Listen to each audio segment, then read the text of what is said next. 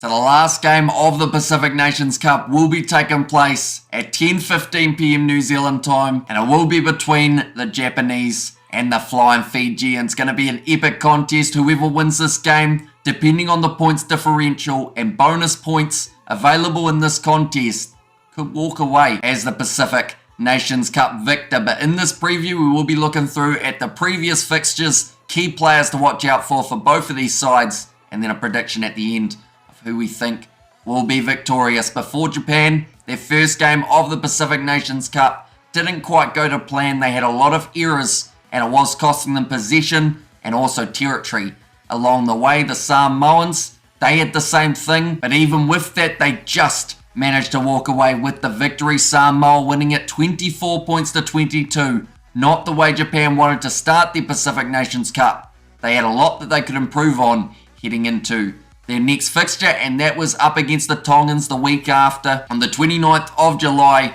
they did manage to win that game, but it too was a close fixture, 21 points to 16. So at the moment, Japan haven't had a game split by more than 5 points.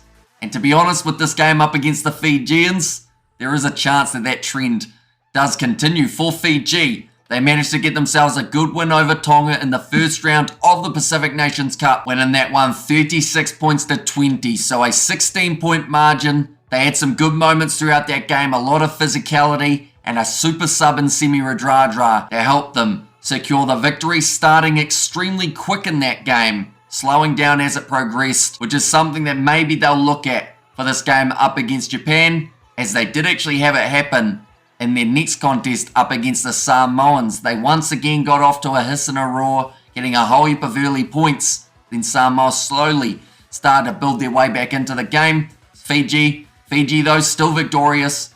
33 points to 19. So they currently sit 2 from 2 in the Pacific Nations Cup. In both of their performances, they have also received that bonus point. So they are currently sitting on 10 points. Japan are sitting on 5 with a possible 5 points available in this game. If Fiji do end up losing, but they lose by less than 7, they will secure the Pacific Nations Cup. If Japan win, they have to beat Fiji with a bonus point for 3 or more tries, and alongside that, need to win by 14 points.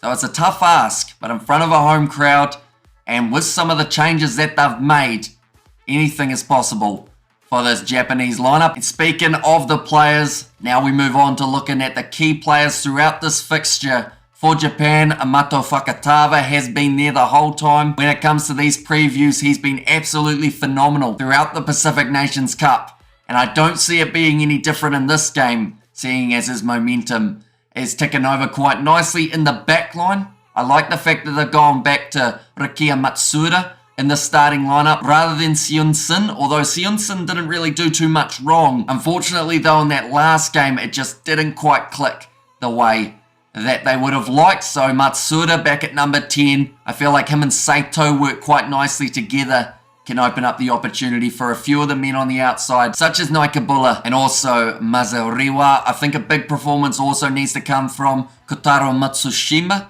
He is playing fullback for this game, needs to make sure that that defense is solid, covering those kicks in behind that we may see from Fiji, but more than likely it's covering that line break that they normally get multiple times throughout any fixture they play. But looking at the Fijian key players, they've actually made quite a few changes compared to their last game up against Samoa. They've made the big change at number 10. I've given Ben Vulavula an opportunity. I feel he will want to have a strong game. He will be one of the keys, of course, for the Fijians, but I think in the centres, with the captain at number 13, it's got to be Waisia Naiatalevu. If he can get this backline working well, he's normally able to find the offloads. I'm a little bit disappointed that we don't get to see Semi Radradra come off the bench in this game, just because of that pure impact that he was able to bring in the game up against Tonga, and also in the starting lineup up against the Samoans. But they've still got a very strong backline. Ravatamanda out on that left wing as well. Going to be one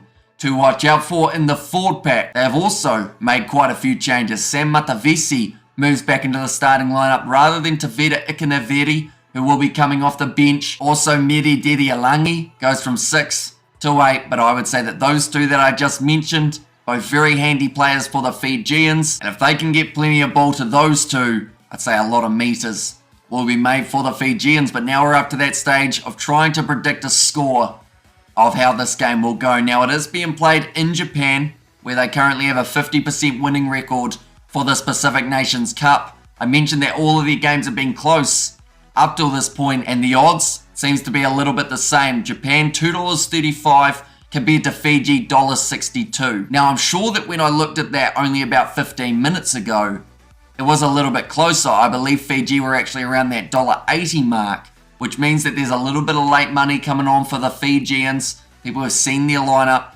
thinking they will be able to do well in this contest. And to be honest, I can see it going that same way. Fiji, they are a very strong side, whether they're at home or away. Of course, at home, they have a lot better record.